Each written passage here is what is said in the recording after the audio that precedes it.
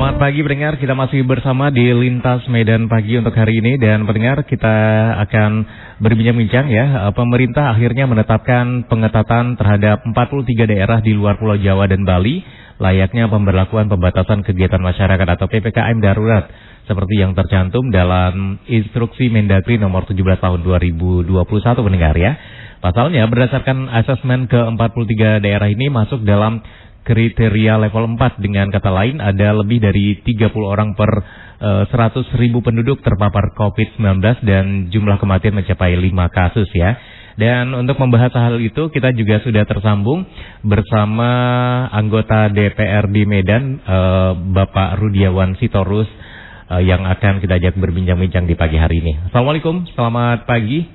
Selamat pagi. Iya, bagaimana kabarnya pagi hari ini Pak? Alhamdulillah, baik, sehat. Alhamdulillah ya. Dan pendengar nanti juga boleh bergabung bersama kita di layanan telepon kita di 061-846-3133. Nah, Pak, ini mengenai penegakan prokes selama PPKM Mikro ya. Ini seperti apa sebenarnya kondisi di Medan sendiri atau di beberapa kota besar yang ada di Sumatera Utara ini juga terkena imbas yang namanya PPKM Mikro nih, Pak? Iya. Kita melihat bahwa semakin melonjaknya kasus-kasus COVID di Sumatera Utara, khususnya di dua kota ya, yaitu Kota Medan dan Sibolga, sehingga mencapai level 4, artinya dari 100.000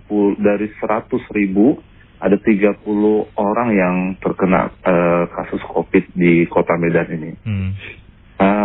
Dengan begitu maka pemberlakuan PPKM di Kota Medan ini termasuk PPKM yang bersifat darurat. Artinya ini menjadi perhatian khusus dengan lonjakan yang ada di Kota Medan ini. Bahkan Gubernur Sumatera Utara menyebutkan Medan ini zona merah. Zona merah karena kasus COVID-nya terus meningkat. Kita berharap dengan adanya PPKM ini betul-betul Pemko Medan serius menangininya, tidak setengah hati, sehingga hasilnya bisa dirasakan oleh masyarakat Kota Medan. Gitu. Baik. Nah, kalau menurut pelevelan ya, tadi pagi juga mendengarkan informasi dari Bapak Gubernur sendiri ya, katanya kalau untuk Kota Medan untuk level 4 itu katanya kurang relevan dan masih harus dikaji ulang lagi karena tidak separah itu katanya. Seperti apa nih komentar Bapak? Iya, kalau itu mungkin kita serahkan pada mereka yang menangani ya tentang kondisi COVID ya, Satgas COVID, kemudian Dinas Kesehatan dan seterusnya, dan yang mengukur berapa jumlah kasus COVID yang ada di Kota Medan ini. Ya kita semua berharap bahwa jumlah ataupun yang terkena COVID di Medan ini tidak begitu besar jumlahnya. Itu harapan seluruh masyarakat Kota Medan. Tetapi tidak juga kita harus mengurang-urangi kasus itu sehingga terkesan bahwa Medan ini menjadi kasus COVID-nya rendah gitu. Nah, kita berharap dengan jumlah yang real, masyarakat Kota Medan semakin berhati-hati. Oke. Gitu. Nah, sebagai wakil rakyat nih, seperti apa nih Bapak sendiri melihat penerapan aturan yang dilakukan oleh Pemko Medan terkait pengetatan PPKM Mikro sendiri nih, Pak? Jadi Pemko Medan selain menegakkan aturan PPKM kepada masyarakat Kota Medan, juga harus memberikan sosialisasi kepada masyarakat Kota Medan. Kita melihat masih banyak masyarakat Kota Medan yang masih menganggap COVID ini sesuatu yang sepele gitu, sesuatu yang tidak mesti ditakuti, kemudian tidak mesti kita harus pakai masker dan segala macam, prokes nggak perlu. Sehingga masih banyak daerah-daerah yang sama sekali tidak mau melaksanakan prokes. Oke, Pak, kita tahan dulu. Ada penelpon yang sudah bergabung bersama kita. Selamat pagi. Horas, selamat pagi, salam sehat. Salam sehat. Dengan Bapak siapa Pak? Di mana Pak? Perlindungan Harahap di Batang Toru, Tapanuli Selatan. Baik, langsung saja nih Pak. Dengan penegakan prokes selama PPKM Mikro ini adalah topik kita pagi hari ini. Silakan Pak. Ya, Horas Amang Buru Sitorus. Horas. Ketepatan Amang Guru saya mendiang Noben Nur Sitorus Pane. Di PSSI. Jadi harapan saya begini, bila mana ada yang visa pariwisata dari luar negeri harus kita isolasi 28 hari.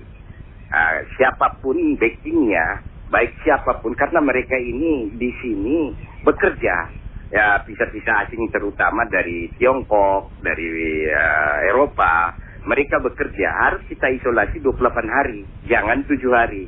Kalau bisa di bandara ataupun seperti di Pelabuhan Tikus, Pelabuhan Tanjung Balai Asahan, itu banyak masuk dari Tiongkok, baik di perbatasan seperti Labuan Batu Rantau Prapat, itu banyak sekali orang-orang Tiongkok bermasukan, tetapi bisa lolos gitu loh. Jadi harapan saya, mereka ini harus tidak boleh membawa wabah virus-virus baik Delta, baik yang lain-lain. Toh yang pertama semua virus ini kan dari Tiongkok, provinsi Wuhan, kota Wuhan ya. Jadi pemerintah siapapun backingnya, baik Luhut Binsar Panjaitan copot. Seperti Timber itu kan banyak orang Tiongkok, harus dicopot. Kalau mereka membackingi, karena ini wabah. Gara-gara mereka, petani-petani di desa nggak bisa bertani. Terima kasih. Horas. Oke, terima kasih Pak Parlindungan yang sudah memberikan opininya, dan harapannya sebenarnya ya virus ini jangan dibiarkan masuk ya, seperti itu. Bagaimana respon Bapak sendiri Pak? Ya, saya setuju ya. Jadi perlakuannya harus bersikap adil. Jangan kemudian WNI dikurung, WNA dibebaskan gitu ya. Nah, itu dia. Nah, karena sumber-sumber virus itu berasal dari negeri-negeri luar gitu. Andai saja bisa dikendalikan tenaga kerja asing atau orang asing masuk ke Indonesia ini, maka virus itu tidak akan menyebar di Indonesia. Ini untuk tanggapannya. Begitu juga dengan PPKM ini, jangan hanya kemudian ketat di perkotaan, kemudian di pinggiran-pinggiran itu kita biarkan gitu ya. Jadi semua berlaku.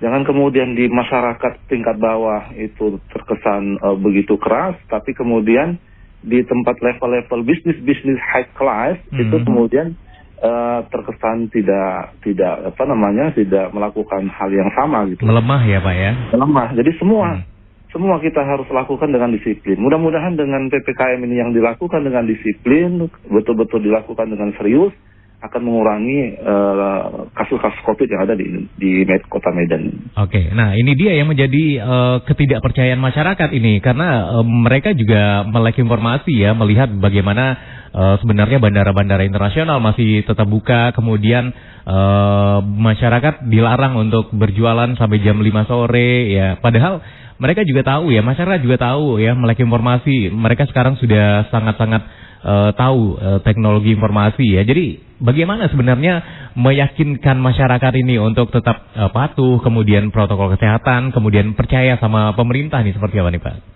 Ya, makanya tadi yang saya sampaikan, harus ada keadilan. Ya, Pemko Medan atau pemerintah pada umumnya harus melakukan ini dengan adil gitu. Jadi semua level, siapapun dia, ya harus menegakkan peraturan yang sudah dibuat. Tidak boleh pandang bulu siapapun. Sehingga masyarakat percaya. Sekarang ini masyarakat kalau sudah tidak percaya, maka masyarakat tidak akan mau mendengarkan anjuran ataupun instruksi dari pemerintah gitu. Jadi bangkitkan kepercayaan masyarakat dengan menegakkan aturan ini kepada semua kalangan gitu. Oke, kalau di Medan sendiri nih, menurut pandangan Bapak sudah ditegakkan benar atau juga mungkin masih banyak nih orang-orang yang punya usaha kemudian tidak tersentuh nih dengan yang namanya razia atau penertiban? Ya, saya beberapa mendapat laporan dari masyarakat bagaimana ada tempat-tempat hiburan yang belum terjangkau ya untuk didisiplinkan. Dan ini mungkin ya bisa saja karena aparat yang tidak begitu cukup atau tidak memadai di Kota Medan ini, tapi itu tidak menjadi alasan ya. Artinya harus dipenuhi apa yang menjadi kebutuhan untuk menegakkan PPKM ini. Semua level yang ada di Kota Medan ini gitu. Oke. Dan kalau kita melihat ya peraturannya itu kan semakin ketat ya. 17 waktu Indonesia Barat itu tempat usaha juga harus menutup atau dibatasi operasionalnya gitu kan. Bagaimana nih dengan nasib pedagang kuliner yang mereka juga banyak yang membuka usahanya itu baru buka usaha itu jam 5 sore ya, padahal itu udah harus ditutup. Ini seperti apa nih Pak nasib para pedagang nih ya? Saya sangat menyayangkan apabila kemudian itu ditutup maksimal, artinya tidak boleh berdagang sama sekali. Lebih baik itu dilaksanakan karena masyarakat yang bekerja atau mencari nafkah di jam 5 sampai malam gitu ya, ini harus dapat perhatian juga. Ketika kita menegakkan peraturan atau memberikan peraturan masyarakat, harus ada solusi juga. Bagaimana masyarakat itu kemudian tidak kehilangan mata pencariannya. Ya, jadi seharusnya pemerintah itu ketika melakukan PPKM tidak langsung kemudian menutup tempat penjualan masyarakat, tapi mengadakan aturan-aturan, prokes segala macamnya, ya diperketat gitu. Itu lebih manusiawi saya rasa. Oke. Solusi yang mungkin bisa membuat masyarakat itu mungkin bisa tetap membuka usahanya, kalau versi Abang sendiri seperti apa nih, Bang? Ya, jadi sama seperti yang dilakukan sebelumnya, artinya mereka membuka usahanya tapi tetap menjaga prokes dengan ketat, menjaga jarak, pakai masker, kemudian segala macamnya ditegakkan, ya. Karena ada masyarakat yang memang tumpuan harapan di keluarganya itu adalah mencari nafkah di jam-jam seperti itu. Gitu. Artinya kalau sampai tanggal 6 sampai tanggal 20 misalnya mereka tidak mencari uang, lalu siapa yang akan membiayai kehidupan keluarganya gitu. Jadi harus ada solusi yang tepat dari Pemko Medan sehingga tidak menjadi gejolak di tengah-tengah masyarakat. Baik. Nah, kemarin itu juga sempat berbincang-bincang dengan banyak para pedagang ya. Mereka banyak juga yang mengeluhkan seperti ini, Pak. Apakah COVID itu keluarnya malam aja sehingga kalau misalnya siang itu masih bebas, pusat-pusat perdagangan itu masih ramai. Nah, bagaimana nih Pak? Kalau misalnya kita juga mungkin mendengar banyak masyarakat yang juga punya respon seperti itu nih Pak. Iya, itu yang saya kurang setuju ya. Artinya COVID itu ada di siang hari, malam hari, dan semua waktu yang ada itu ada gitu. Tapi pembatasan sampai jam 5 itu kemudian para pedagang yang berdagang jam 5 sampai malam itu kemudian tidak bisa berdagang. Menurut saya ini kurang adil gitu. Kurang adil. Karena apa? Karena mereka yang berdagang di jam 5 sampai malam itu lalu mereka harus melakukan apa gitu. Ketika pemerintah khususnya Kota Medan memberikan opsi itu, pemerintah harus juga memberikan solusi kepada para pedagang yang jam 5 sampai malam itu untuk mendapatkan nafkah mereka gitu. Mendapatkan penghasilan mereka. Kasihan ya, mereka mungkin menghidupi anak-anak mereka dari mencari nafkah di jam-jam seperti itu. Baik. Nah, kalau kita melihat ya, mungkin ada kesan pemerintah tebang pilih dalam menerapkan aturan pengetatan atau PPK Mikro ini ya.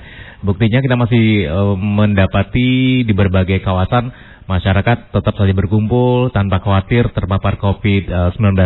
Ini bagaimana pendapat Abang sendiri nih Bang? Iya, saya sangat prihatin kepada para pedagang-pedagang mikro, pengusaha-pengusaha mikro ya, yang mereka itu menggantungkan nasibnya kepada usaha mereka, dan kalau mereka tidak jualan maka mereka tidak bisa memberikan nafkah pada keluarganya. Jadi khususnya Pemko Medan ini harus melihat ini, harus melihat sisi-sisi kehidupan masyarakat Kota Medan yang apabila ditegakkan peraturan dampaknya seperti apa, solusinya apa yang harus diberikan sehingga masyarakat Kota Medan yang merasakan dampak ini, khususnya para pedagang-pedagang mikro ini, mereka kemudian bisa melaksanakan aturan ini dengan legowo gitu. Tidak kemudian mereka harus meratapi aturan yang sudah ditegakkan oleh pemerintah ini. Oke. Mungkin ada yang ingin ditambahkan sebelum kita mengakhiri bincang-bincang kita di pagi hari ini, Bang? Ya, jadi yang ingin saya sampaikan, apabila ada aturan yang harus ditegakkan, selain itu menegakkan peraturan, harus juga melihat sisi humanis atau kemanusiaan yang ada. Dan peraturan yang ditegakkan jangan kemudian menekan ke bawah, kemudian tumpul ke atas.